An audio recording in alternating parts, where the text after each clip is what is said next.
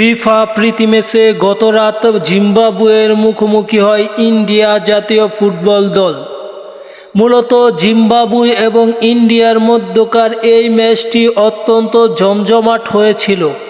ম্যাচের প্রথমার্ধে দুই দল সমানে সমানে খেললেও ৩৪ মিনিটে ডিউবের গোলে এগিয়ে যায় জিম্বাবুয়ে। পরবর্তীতে প্রথমার্ধে কেউ আর কোনো গোল না করতে পারায় ম্যাচটিতে প্রথমার্ধ ১-০ গোলের লিড নিয়ে বিরতিতে যায় জিম্বাবুয়ে। পরবর্তীতে জিম্বাবুয়ে বিরতি থেকে ফিরে আর কোনো গোল করতে পারেনি এবং ইন্ডিয়াও আর কোনো গোল করতে পারেনি। নির্ধারিত ৯০ মিনিট ১-০ গোলে এগিয়ে থাকায় ম্যাচটি নিজেদের করে নেয় জিম্বাবুয়ে। এটা মূলত একটা প্রীতি ম্যাচ। এই ম্যাচটা জয় পরাজয় শুধু র্যাঙ্কিংয়ের বিষয়।